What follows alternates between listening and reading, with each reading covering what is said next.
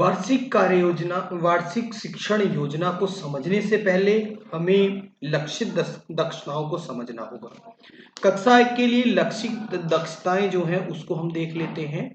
तो कक्षा 1 में, 2 में, 3 में जिस पर कार्य होना है उसको हम पहले समझ लेते हैं। मौखिक भाषा विकास पर कार्य होना है। आप यहाँ से देख रहे होंगे कि मौखिक भाषा विकास पर कार्य होना है, डिकोडिंग पर कार्य होना है, पठन पर कार्य होना है। यहाँ पठन को आप देख रहे होंगे, पठन पर कार्य होना है। उसके बाद लेखन पर कार्य होना है। ठीक है, तो जो दक्षताएं हैं वो लेखन की हैं, 4 पठन की हैं, 4 डिकोडिंग की हैं और 4 मौखिक भाषा का विकास किया। कुल मिलाकर हमारे पास 14 दक्षताएं हैं। कक्षा 1 में लक्षित दक्षताएं 14 हैं, जिनको यहां से आप देख रहे होंगे कक्षा 1 भाषा के लिए 52 शिक्षण उद्देश्यों में बदला गया है। यहां से आप समझे। इसके बाद हम आगे चलते हैं। इन 52 शिक्षण उद्देश्य छोटे छोटे शिक्षण उद्देश्य हैं। इन्हीं के आधार पर वार्षिक शिक्षण योजना बनाई गई है। लक्षित दक्षताओं के आधार पर वार्षिक शिक्षण योजना बनाई गई है। जैसे हमने भी बात की है, मौखिक भाषा विकास, डिकोडिंग, पठन, लेखन। तो मौखिक भाषा विकास की जो 4 दक्षताएं हैं, डिकोडिंग की 4 दक्षताएं हैं, पठन की 4 दक्षताएं हैं, लक्षित दक्षताएं हैं और लेखन की 2 हैं। कुल मिलाकर हमारे पास 14 दक्षताएं हैं, जिनको कितने 52 शिक्षण जो उद्देश्य हैं उनमें बांटा गया है। उसी के आधार पर पूरे साल को डिवाइड किया गया है एक योजना में, जिसको हम वार्षिक शिक्षण योजना कहते हैं। उसका स्ट्रक्चर क्या है अब हम यहाँ से देख लेते हैं। आप यहाँ से ये देख रहे होंगे ब्लू, तो ये नई दक्षता दिखाता है, ये शिक्षण योजना का सिंबल है और ये कार्य पुस्तिका का सिंबल है। इधर प्रश्न संख्या दी गई है, यहाँ आप देख रहे होंगे। तो अब इसको सप्ताहों में कैसे बांटा है इसको भी हम समझ लेते हैं पहले।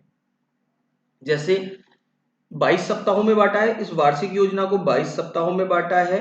भाषा में कक्षा 1 से 3 तक में भाषा और गणित में थोड़ा अलग वर्क होना है, मगर भाषा में 9वें सप्ताह में और 18वें सप्ताह में शाब्दिक आकलन होना है। पहले ये समझ लीजिए आप।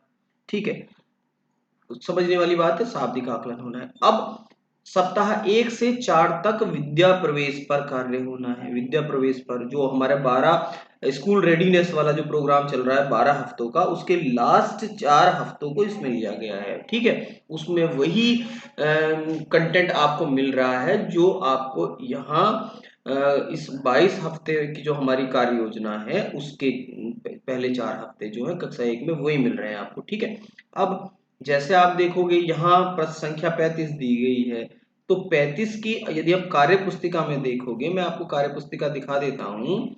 तो 35 में आप देखोगे तो 35 में आपको यही देखने को मिलेगा। प्रश्न नंबर 35 पर ये कार्य योजना है आपके पास। ठीक है, इसमें अब आप ऊपर देख रहे होंगे कालांश। हिंदी के कालांश कितने हैं? हिंदी के हमारे पास कितने कालांश है? 3 कालांश है। जो ये पहला कालांश चल रहा है तो इसको येलो किया गया है, पहला कालांश चल रहा है तो ये येलो है, दूसरा चलेगा तो दूसरा येलो होगा, तीसरा चलेगा तो तीसरा येलो होगा।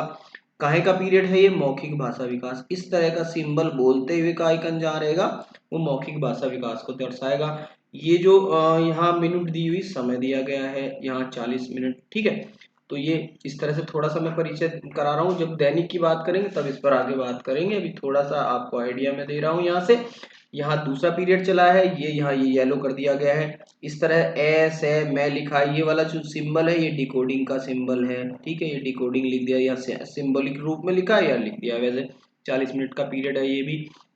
जहाँ फिर आगे हम चलते हैं, यहाँ से आप देखोगे इस तरह से ये पठन का सिंबल इन्होंने दे दिया है, पठन का सिंबल बना दिया है, ये भी 40 का है। तो तीसरा पीरियड पठन का होना है, बिग बुक से होना है ये। और जैसे दैनिक में आपको मैं बताऊंगा। अब हमने यहाँ देखा था कि इधर की साइड में आप देख रहे हैं, यहाँ आपको 13 पेज पे कार्य पुस्तिका, क्योंकि ये दूसरी वाली जो ये वाला जो कॉलम है, ये कॉलम है किसकी प्रश्न संख्या है इस पे?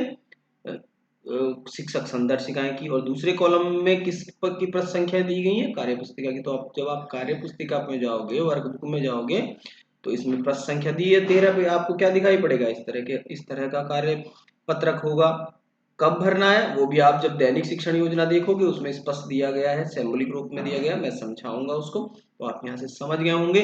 और ये मैपिंग की गई है, मैं आपको वो भी दिखा देता हूँ। इस तरह से मैपिंग की गई है। ये जो आपको विद्या प्रवेश के जो मिल रहे हैं साप्ताहिक शिक्षक संदर्शिका कार्य पुस्तिका का मिला जुला जो आपको पीडीएफ मिल रहा है वो इस तरह से मिल रहा है, सब कुछ उसमें दिया गया है, आप समझ रहे होंगे।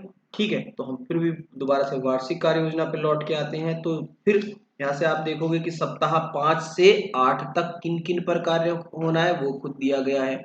फिर इनको और डिवाइड किया गया है दैनिक में, यानी कि इसमें 5 से 8 में किसमें होना है, कहानी पर, कविताओं के द्वारा मौखिक भाषा विकास, सामाजिक और भावनात्मक जुड़ाव पर कार्य, इससे संबंधित रचनात्मक कार्य, 7 वर्णों एवं एक मात्रा की पहचान, ब्लेंडिंग और शब्द पठन पर कार्य, बिग बुक से पठन, शाब्दिक आकलन हो जाना है। सप्ताह 1 से 8 तक सिखाई गई सभी दक्षताओं का सप्ताह 10 से 14 में क्या करना है, कविता कहानी सुनकर चर्चा करना, इससे संबंधित रचनात्मक लेखन करना।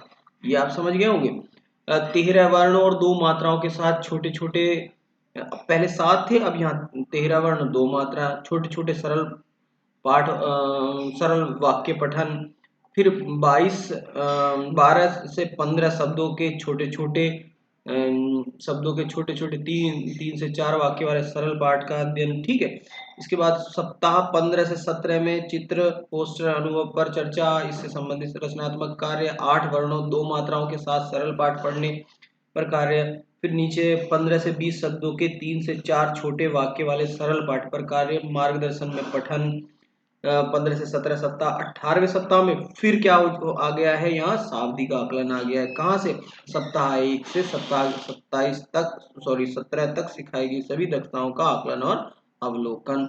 आकलन और अवलोकन के आधार पर रिमेडियल कार्य और पुनरावृत्ति की योजना है। सारा उसका प्रश्न संख्या दी गई है, कैसे होगा ये आगे बताया जाएगा आपको। फिर यहाँ आप देखोगे सप्ताह 19 से 22 में कहानी, कविता, पोस्टर पर चर्चा और इससे संबंधित रचनात्मक लेखन।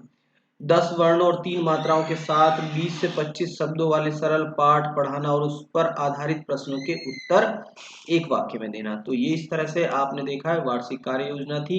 दैनिक कार्य योजना क्या है इसे हम आगे देखेंगे।